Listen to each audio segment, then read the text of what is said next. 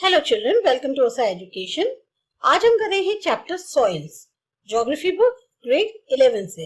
Have you ever thought about the most important factor which supports trees, grasses, crops and numerous life forms over the earth surface? आपने कभी उस बहुत ही महत्वपूर्ण factor के बारे में सोचा है जिसकी वजह से ट्रीज, ग्रास, क्रॉप्स या और भी बहुत सारी की जो जिंदगियां हैं इस अर्थ सरफेस पे चल रही हैं? Can one grow a blade of grass without soil? एक घास की पत्ती या एक घास का जो ब्लेड होता है उसे भी कोई क्या उगा सकता है बिना मिट्टी के? While some plants and organisms which are quite aquatic in nature can sustain in water, do they not derive nutrients from soil through water? क्या कुछ ऐसे जो प्लांट्स होते हैं, ऑर्गेनिज्म होते हैं जो पानी में रहते हैं और वहां पर वो पानी के अंदर अपने आप को सरवाइव कर लेते हैं, लेकिन क्या उनको न्यूट्रिएंट की जरूरत नहीं होती मिट्टी से? जो वाटर के अंदर उनको मिलता है या वाटर से उनको जो मिलता है वो भी न्यूट्रिएंट्स कहाँ से आ रहे हैं? सॉइल से। You will realize that soil is the most important layer of the earth crust. तो हमारी जो अर्थ की क्रस्ट है, सतह है, उसका सबसे मुख्य लेयर जो है वो सॉइल यानी मिट्टी है। It is a valuable resource और बहुत ही महत्वपूर्ण ये रिसोर्स है। The bulk of our food and much of our clothing is derived from the land-based crops that grow in the soil. ज्यादातर हमारा जो खाना है या जो हम कपड़े पहनते हैं इसका जो मेन रॉ मटेरियल है वो हमें उस लैंड बेस्ड क्रॉप से मिलता है जो मिट्टी में उगाए जाते हैं। The soil on which we depend so much for our day-to-day needs has evolved over thousands of years. इस मिट्टी पर जिस पर हम निर्भर करते हैं हमारी रोजमर्रा की चीजों के लिए, जरूरतों के लिए, ये कहाँ से आई है? ये इसको इवॉल्व होने में, इसकी उत्पत्ति होने में हजारों साल लग गए हैं। The various agents of weathering and gradation have acted upon the parent rock material to produce a thin layer of soil. बहुत सारे अलग अलग एजेंट्स जो वीदरिंग के हैं, ग्रेडेशन के हैं, उन्होंने जो मेन पेरेंट रॉक मटेरियल था उसके ऊपर इतना ज्यादा एक्शन किया कि उससे जो है एक थिन लेयर सॉइल की बनी है। Soil is the mixture of the rock debris and organic materials which developed on earth surface. हमारी जो धरती की सतह है उस पे सॉइल जो है वो एक तरह का मिक्सचर है। जो भी मलबा होता है, पथरीला मलबा या जो ऑर्गेनिक मटेरियल्स होते हैं उनसे मिलकर सॉइल बनती है। The major factors affecting the formation of the soil are relief, parent material, climate, vegetation and other life forms and time. अब जो मुख्य फैक्टर्स जिसकी वजह से ये सॉइल का फॉर्मेशन होता है वो है वहाँ की रिलीफ, वहाँ का पेरेंट मटेरियल, क्लाइमेट कैसा है, वेजिटेशन कैसा है और भी बाकी तरह की जो लाइफ फॉर्म्स या समय। Besides these, human activities also influence it to a large extent. जो मानव गतिविधियां हैं उनसे भी काफी ज्यादा प्रभाव पड़ता है। Components of soils are mineral particles, humus, water and air. जो मुख्य components हैं soil के वो हैं mineral particles, humus, water और air.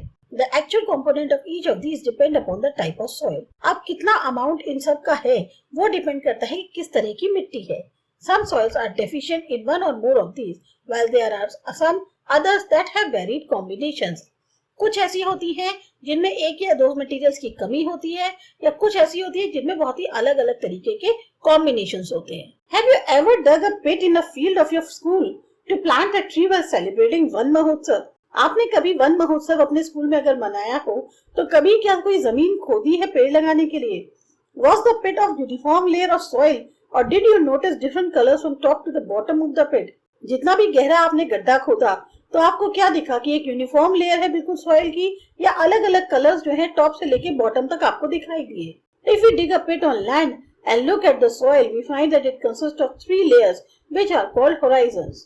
अगर हम कोई गड्ढा खोदते हैं जमीन में और जब मिट्टी को देखते हैं तब हमें पता चलता है कि उसमें जो है 3 लेयर्स होती हैं जिनको कि हम होराइजन कहते हैं। Horizon A is the topmost zone where organic materials have got incorporated with the mineral matter, nutrients and water which are necessary for the growth of plants.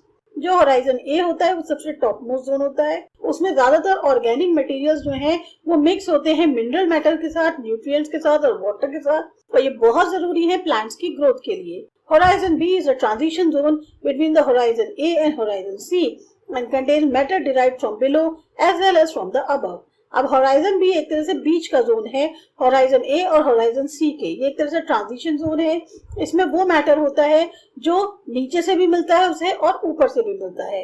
It has some organic matter in it although the mineral matter is noticeably withered. अब कहने को इसमें organic matter तो होता है लेकिन mineral matter जो है वो ज्यादातर विदर्ड हो चुका होता है। Horizon C is composed of the loose parent material. Horizon C जो सबसे नीचे वाली लेयर होती है उसमें बहुत ही लूज पेरेंट मटेरियल होता है। This layer is the first stage in the soil formation process and eventually forms the above two layers. ये जो है सबसे पहली स्टेज होती है सॉइल फॉर्मेशन प्रोसेस में, और इसमें जो है इसके बाद ही और दो ऊपर की लेयर्स बनती हैं. This arrangement of layers is known as soil profile. और इस तरह की जो अरेंजमेंट है लेयर्स की, इसको हम बोलते हैं soil profile. Underneath these three horizons is the rock which is also known as the parent rock or the bedrock. अब इन 3 horizons के नीचे रॉक होती है जिसको हम पेरेंट रॉक या बेड रॉक कहते हैं. Soil, which is complex and varied entity, has always drawn the attention of the scientist. Soil एक बहुत ही कॉम्प्लेक्स और बहुत ही विभिन्न टाइप की चीज है, एक ऐसा ऑब्जेक्ट है जिसने हमेशा साइंटिस्ट का ध्यान अपनी तरफ आकर्षित किया है. In order to understand its importance, it is essential to attempt a scientific study of the soil. अगर आप इसकी महत्वता को समझना चाहते हैं तो बहुत जरूरी है कि सॉइल की साइंटिफिक स्टडी भी एक तरह से कोशिश करी जाए जानने की. Classification of soil is an effort to achieve this objective. और सॉइल को अलग अलग भागों में क्लासिफाई करना मेन पर्पज है इस ऑब्जेक्टिव को अचीव करने का. अब है classification of soils. India has varied relief features, landforms, climatic realms and vegetation types. अब हमारे यहाँ इंडिया में बहुत सारे अलग अलग तरीके के आपको रिलीफ फीचर्स जो हैं भू संबंधी, या लैंडफॉर्म्स अलग अलग तरह की भूमि है, क्लाइमेटिक जो है जिस तरह का वेदर है, आपकी कंडीशंस है, यह वेजिटेशन है, बहुत ही डिफरेंट देखने को मिलती है. These have contributed in the development of various types of soils in India. इसी की वजह से अलग अलग तरह की मिट्टी जो है वो हमारे कंट्री में डेवलप हो पाई है.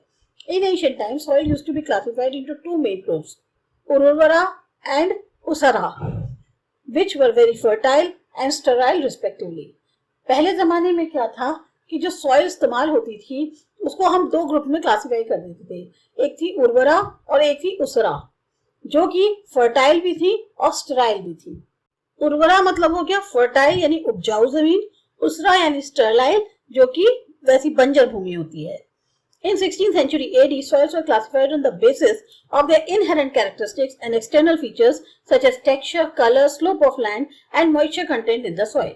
16th century AD में आते आते सॉइल्स को क्लासिफाई किया गया उनके बेसिस पर कि उनके अंदर कैसी क्वालिटीज हैं, क्या उनके एक्सटर्नल फीचर्स दिखते हैं, कैसी मिट्टी है, टेक्सचर कैसा है, कलर कैसा है, ढलान कितनी है जमीन की, या नमी कितनी है मिट्टी के अंदर. Based on the texture, main types of soil were identified as sandy, clayey, silty and loam etc. अब टेक्सचर पे आधारित जो मेन सॉइल टाइप्स थी उनको क्लासिफाई किया गया सैंडी में, क्लेई, सिल्टी और loamy. On the basis of colour they were red, yellow and black. Colour के बेस पे देखा जाए तो रेड, येलो और ब्लैक 3 तरह की मिट्टी दिखी. Since independence, scientific surveys of soil has been conducted by various agencies. आजादी के बाद से बहुत सारे साइंटिफिक तौर पे सर्वे कराए गए मिट्टी के, और ये कई अलग अलग एजेंसीज द्वारा किए गए. Soil Survey of India, established in 1956, made comprehensive studies of soils in selected areas like in the Damodar Valley. अब जो सॉइल सर्वे ऑफ इंडिया है उसने क्या किया, जो कि इसकी स्थापना हुई थी 1956 में, इसने एक कॉम्प्रिहेंसिव स्टडी करी मिट्टियों की जो कुछ खास इलाकों में थी, जैसे कि दामोदर वैली में थी. The national bureau of soil survey and the land use planning or an institute under the control of Indian Council of Agricultural Research did a lot of studies on Indian soils. जो national bureau of soil survey and the land use planning institute है उसने Indian council of agriculture research के control में बहुत सारी studies करी जो Indian soil के बारे में थी. In their effort to study soil and make it comparable at international level, the ICAR has classified the Indian soils on the basis of their nature and character as per the United States Department of Agriculture soil taxonomy. अब उनकी ये जो कोशिश थी मिट्टी को study करने में, साथ ही साथ इंटरनेशनल लेवल पर अगर उसको कंपेयर किया जाए तो जो ICAR था उसने क्लासिफाई किया इंडियन सॉइल्स को उनके नेचर के आधार पर, उनके कैरेक्टर के आधार पर, जैसा कि United States Department of Agriculture Soil Taxonomy द्वारा बताया गया था. On the basis of genesis, colour, composition and location, the soils of India have been classified into. अपनी ओरिजिन, अपना रंग, अपना कॉम्पोजिशन और अपनी लोकेशन के आधार पर सॉइल जो है इंडिया की उनको क्लासिफाई किया गया है. Alluvial soil, black soil, red and yellow soil, laterite soil, arid soil, saline soil, पेटी सॉइल और फॉरेस्ट सॉइल. ये इस तरह की 8 सॉइल्स में इसको जो है क्लासिफाई किया गया है. अब एक एक करके हम इन सब सॉइल्स के बारे में जानना शुरू करते हैं. ये करेंगे हम अपने अगले वीडियो से.